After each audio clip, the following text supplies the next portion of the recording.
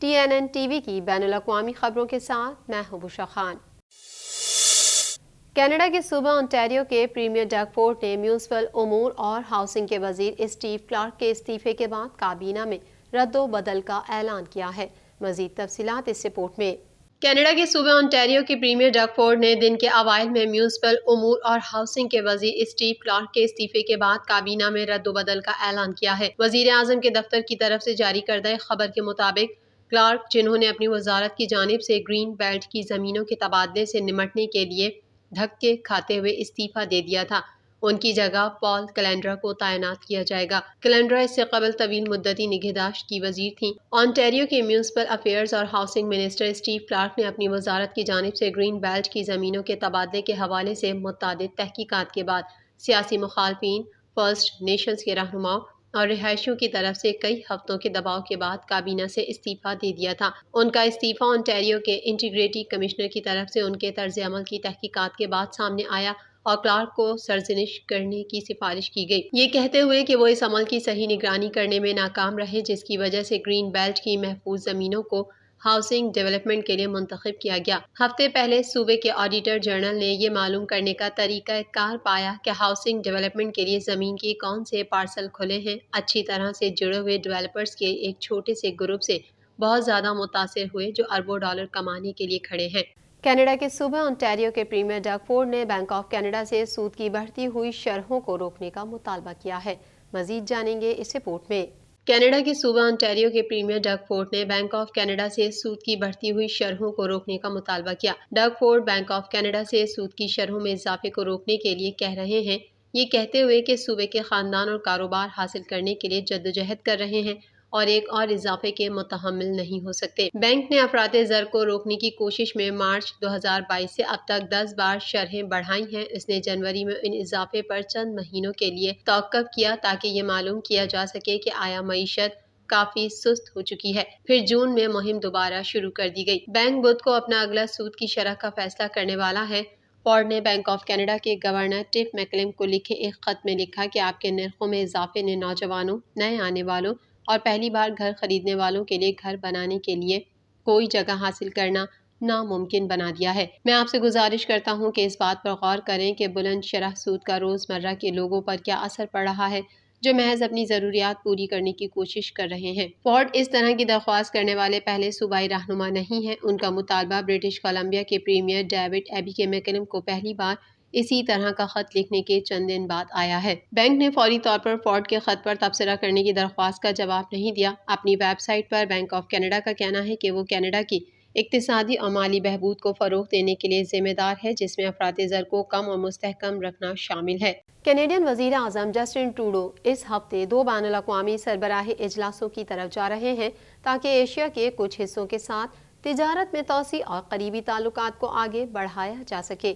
مزید جان لیتے ہیں اس رپورٹ میں۔ وزیر اعظم جسٹن ٹروڈو اس ہفتے 2 بین الاقوامی سربراہی اجلاسوں کی طرف جا رہے ہیں تاکہ ایشیا کے کچھ حصوں کے ساتھ تجارت میں توسیع اور قریبی تعلقات کو آگے بڑھایا جا سکے۔ ایسے اہداف جن کے یوکرین پر روس کی جنگ کے زیر سایہ ہونے کا امکان ہے، یوکرین میں جنگ اور موسمیاتی تبدیلی جیسے دیگر سلگتے ہوئے مسائل پر G20 اسمبلی اب بھی تقسیم ہے۔ ماہرین اس سال اسی طرح کے نتائج کی بہت زیادہ امیدیں نہیں رکھتے۔ اس سال G20 میں مشترکہ بیان حاصل کرنا پچھلی بار کے مقابلے میں اور بھی مشکل ہوگا۔ ایک سینئر سرکاری اہلکار نے کہا جسے اس معاملے پر عوامی طور پر بات کرنے کا اختیار نہیں تھا، گروپ اتفاق رائے کے امکانات کم ہونے کے ساتھ ممالک کے درمیان ون آن ون ملاقاتیں زیادہ اہم ہو جاتی ہیں۔ کینیڈا جنوبی کوریا اور جاپان کے ساتھ 2 طرفہ ملاقاتوں کا خواہاں ہے۔ 2 ممالک جو کلین ٹیک کے قابل بھروسہ سپلائر کے طور پر کینیڈا کا رخ کر سکتے ہیں۔ آسٹریلیا بھی G20 کے موقع پر بات چیت کے لیے کینیڈا کی ترجیحی ممالک کی فہرست میں شامل ہے۔ کینیڈین وزیر اعظم ٹروڈو ممکنہ طور پر G20 میں ہندوستانی وزیر اعظم نریندر مودی کے ساتھ لمحے گزاریں گے۔ سرکاری اہلکار نے کہا، یا تو باضابطہ 2 طرفہ ملاقات کے ذریعے یا نام نہاد ایک طرف کھینچنا۔ دونوں ممالک کے درمیان تعلقات گزشتہ 1 سال کے دوران تنزلی کا شکار ہوئے ہیں جس کی ایک وجہ ٹروڈو کی جانب سے بھارت میں احتجاج کرنے والے کسانوں کی آواز کی حمایت اور کینیڈا میں سکھ علیحدگی پسند تحریک سے ہمدردی رکھنے والے لوگوں کے بارے میں بھارت کے بیان کردہ خدشات ہیں۔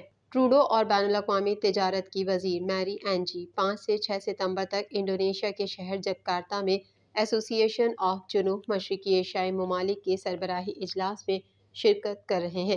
نئی غیر ملکی سرمایہ کاری کا پیچھا کرنے کے لیے 7 سے 8 ستمبر تک سنگاپور میں اور 9 سے 10 ستمبر تک G20 سربراہی اجلاس کے لیے نئی دہلی بھارت میں ہوں گے۔ زیادہ تر بین الاقوامی سربراہی اجلاس ایک مشترکہ اعلامیے کے ساتھ ختم ہوتے ہیں۔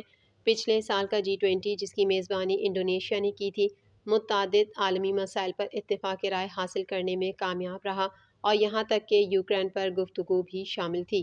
روس کے صدر ولادیمیر پوتن نے ترکیہ کے ساتھ خطے میں دیر پا امن، استحکام اور خوشحالی کو یقینی بنانے کے لیے کام جاری رکھنے کے عزم کا اظہار کیا۔ مزید احوال اس رپورٹ میں۔ روس کے صدر ولادیمیر پوتن نے ترکیہ کے ساتھ خطے میں دیر پا امن، استحکام اور خوشحالی کو یقینی بنانے کے لیے کام جاری رکھنے کے عزم کا اظہار کیا۔ روس کے ساحلی شہر سوچی میں ترکیہ کے صدر رجب طیب اردوان اور روسی صدر ولادیمیر پوتن کے درمیان ملاقات ہوئی۔ طیب اردوان روس کے ساحلی شہر سوچی کا ایک روزہ دورہ کر رہے ہیں۔ دونوں سربراہوں کی ملاقات کے دوران موجودہ علاقائی اور عالمی مسائل کے ساتھ ساتھ دو طرفہ تعلقات پر بات چیت کی گئی۔